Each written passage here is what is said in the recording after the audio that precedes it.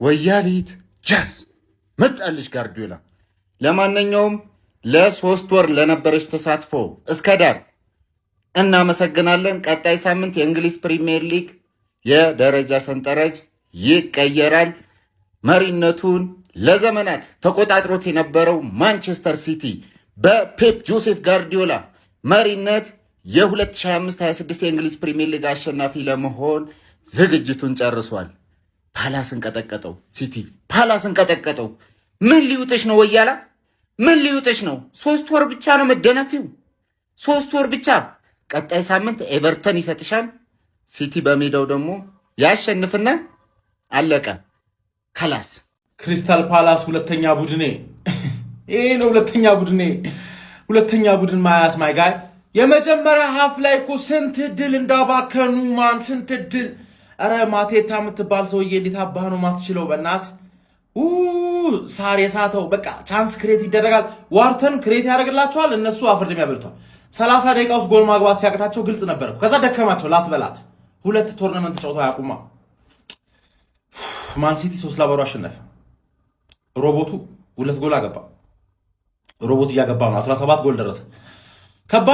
ከባድ ነው። ጀርባችን ላይ እየተነፈሱብን ነው እያሉ እየተነፈሱብን ነው ጀርባችን ላይ ማለት ተረዳችሁኝ አይደል? ግን አሪፍ ነው። ኮንፊደንስ ይኑራችሁ። በተለይ የትላንቱን የአርሰናል ጨዋታ ካያችሁ በኋላ ምናምን በቃ በዚህ አይነትማ አይቀጥልም ምናምን ብላችሁ አብራ አታስቢ። ማን እንደሚቀጥል ማን እንደሚወድቅ እናያለን። አባቴ እኔ አሪፍ ሚዜ እንዲወጣሽ ነው የምፈልገው። አሪፍ ሚዜ ይወጣሻል ደግሞ በተለይ ሁላ እንዳለ ሆይ ሲቲ ነው ዋንጫው የሚበላው ምናምን ያለ ሰውላ እንዳለ ወያላ ከሆነልሽ ያበደ ነው።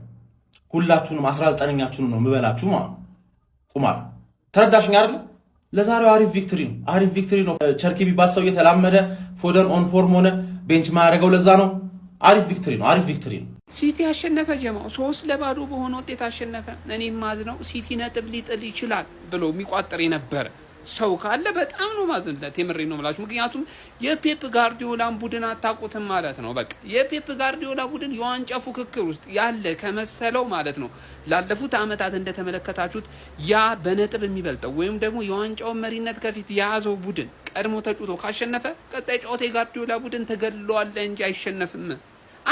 በቃ ነጥብ አይጥልም። የጋርዲዮላ ሜንታሊቲ ይሄ ነው። በፍጹም ነው ከሱ ቀድሞ ማለት ነው የሚመራው ቡድን ካሸነፈ ቀጣዩን ጨዋታ ከማንም ጋር ይሁን ያሸንፋል። በዛ ላይ ደግሞ እንደዚህ አይነት ተጫዋቾች በአግባቡ እየመጣላቸው ያለበት ሰዓት ነው። ፎደን በቃ መጥቶለታል። ማን ጠፍቶበት እንዳልነበር ኳስ አሁን በጣም አሪፍ እየሆነ ይገኛል። ከዛ በተጨማሪ ደግሞ ሁሉ ጊዜም ቢሆን ጭራቁ ሃላንድ ጎል ያስቆጥርላል። በቃ ጥሩ ሆነም አልሆነም በቃ 9 ቁጥር አጥቂ ማለት ይሄ ነው። ይኸውልህ በቃ ጥሩ ሆነም ቡድን አልሆነም አስቆጠረ። በዚህ ላይ ደግሞ ፓላስ ዛሬ በተለይ 3ኛው ጎል የገባበት መንገድ ሲገባበዙ ነው ፔናልቲ የተሰጠው እንዳያችሁት ከሆነ እና በቃ ሲቲ ነው ጀማው እየመጣ ነው። ግን ይህንን እያየ ታዲያ የኛ ቡድን ነቃ ድንግጥ ማለት መቻል አለበት ጀማው። ለማንኛውም ሲቲ አሸንፎ እንግዲህ የነጥብ ልዩነቱን ድጋሚ ወደ 2 ስቅ አድርጎታል ጀማው።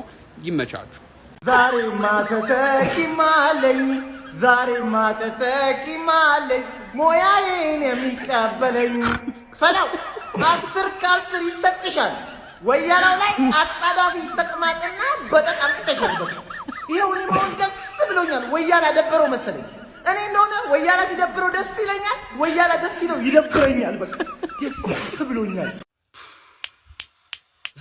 ምን አይነት ፐርፎርማንስ ነው ያሳዩት? ምን አይነት ብቃት ነው ያሳዩት? ምን አይነት በረኛ ነው ያለኝ? ምን አይነት ሴቭ ነው የሚያደርገው? ምን አይነት ማለት ነው? ምን አይነት አሰልጣኝ ነው ያለኝ? እንደው እድለኛ ነኝ። ተጫዋቾቹ ወኔያቸው ለክለባቸው ይሞታሉ ሲጮቱ በቃ ይሞታሉ። አይ በረኛ ማን አለኝ በረኛ ከፕሪሚየር ሊግ አንደኛ በረኛ አንደኛ ከየትም የማይገባበት ከየትም ሲቲ አሸንፏል።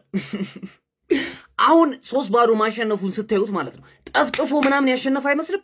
ደብድቦ ነው ያሸነፈው። ይኸውላችሁ ያን ያህል አልደበደባቸውም ፓላሶች በጣም አረ ማቴታ አረ በስመ አብ እንዴ መላጣ አረ ምንድነው? እኔ እኮ መላጣ አሰቃየኝ። ጋርዲዮላ መላጣ፣ ማቴታ መላጣ። ኳስ ይስታል፣ ሲቲ ያገባል። አንድ ኳስ አገኘ ሃላንድ ቅርቅር ቴስታ። አረ ምን አይነት ሮቦት ነው እናት። ፎደን ምንድነው? ምን ጀመረ ፎደን? ወደ አቋሙ እየተመለሰ ነው ፎደን። የምሬን ነው። አሁን ለማወዳደር ሞክሩ። አሁን እስቲ እንፈቅድላችኋለን። አሁን እንደዚህ ማድረግ ሲጀምር ማለት ነው። አዌይ ጌም ከፓላስ መሪ ለመሪ ቅርቅር ሃላንድ ፔናልቲ ምንድነው የሚሰሩት? ምንድነው የሚሰሩት ሲቲዎች ነው? አንድ ኳስ እኮ ነው ያገኘው። ሃላንድ አገባ። ሰከንድ ሃፍ ፎደን አንድ ኳስ አገኘ፣ ከቦክስ ውጭ ያገባው። ፓላሶች ሲቀጠቅጡ አረ በስመ አብ ኢስማኤል ሳር በዚህ ይስታል፣ ማቴቴ ይስታል በዚህ። አረ በስመ አብ ግን ትችላላችሁ አሁን ማለት ነው። በሁለት ነጥብ ሆኗል። አሁንም እዛው ላይ ናችሁ ማለት ነው። እኛ በኦንጎል ነው ያሸነፍነው፣ እናንተ 3-0 ነው ያሸነፋችሁት አይደለም? አሪፍ ላይ ናችሁ። ከዛ በኋላ እኛ ቀሪውን ጨዋታዎቻችሁን እንዴት ደብድበን እንደምናሸነፍ ታያላችሁ። ሚኮዬን እያየ ነው ልናጣው። ሚኮ ከጎንህ ነን ወንድሜ፣ ብቻህን ብትሆን 9 አለን እኛ ከጎንህ። በቃ አጣን። ሳምንትህ ማንሲቲ ጥሎ ሊያምርልህ ልታስተካክለው። ኧረ እባክህ ሳምንትን ምል ስትቋጥር ሳምንትን ሙሉ አርሰናል ሰከንድ ቲም የነበረው ፓላስ ተብሎ ሳምንትን ሙሉ ተወርቶ ትክክለኛ የዋንጫ ቲም ስትሆን እንደዚህ አይነት አጫወት ነው የምትጫወተው። በዚህ ያህል ጋፕ ምንም በእነሱ ሜዳ ሄደን አይታላ ፓላስ ማን ሲሰራ እንደነበር እኛ ጋር እንደዚህ አይነት ነገር አይሰራም። አስደሰታችሁኝ እግዚአብሔርን። ትክክለኛ አሁን ማለት ነው ትፈራለህ፣ ማንሲቲን ትፈራለህ እስከ መጨረሻው። እኔ ይህን ቲም ማለት ነው ምንም አይነት ጉዳት አያጋጥመው እንጂ ለዋንጫ ምንም የሚያስቆመው ጉዳይ አይኖርም፣ ምንም ነገር ማለት ነው። እና የዛሬ ጨዋታ ላይ ማለት ነው ፓላስ መጥፎ ሆኖ እንዳይመስል፣ ፓላስ አሪፍ ነበር። እኛ በጣም ቤስት ሆነን እኛ በልጠን ነው። ማንሲቲ ሁሌም ይበልጣል። ፋሚሊ በዚህ ይሞላል። ኢንስታግራም ላይ ከቻብለናል ኦፊሻል ቅዱስ 7 እያላችሁ ማለት እየገባችሁ አይጂ ላይ ፎሎ አድርጉኝ። እዛ ላይ የምንቀውጧለን ማለት ነው። ሌላው ፎደንቶ የዚህ ልጅ ነገር በመመለሱ በጣም ደስ እያለ ፎደን ሃላንድ ነው አባቴ። እሱ ያገባል ያስቆጥራል። እኔም አይደክመኝም እጮሃለሁ። ሳቪኒዮ ዛሬ ጠቀምከን እኮ እንዴ! በአዲስ ጉልበት ገባ፣ ፔናልቲ ያሰጠ። አሬቻም ግን ፔፕ ማለት ነው በቃ ፔፕ አንድ ችግር ያለበት ነገር እኔ የማርሙሽ ጉዳይ ማለት ነው እንደ አልቫሬስ ሆኖ እንዳይቀር ነው በቃ ትልቁ ፍርሃቴ። ልጁ ድል ያስፈልጓል በጣም። እየመጡ ነው የአራዳ ልጆች። አለቃዬን ፓላስን ማለት ነው ሻለቃ ፓላስን ሲቲ በሜዳው ሄዶ ለጠፈው፣ በክርስቲያን ፓላስ ሜዳ ማለት ነው። እየመጡ ነው። አሁን ችግሩ ምንድን ነው? ሲቲ ዋንጫ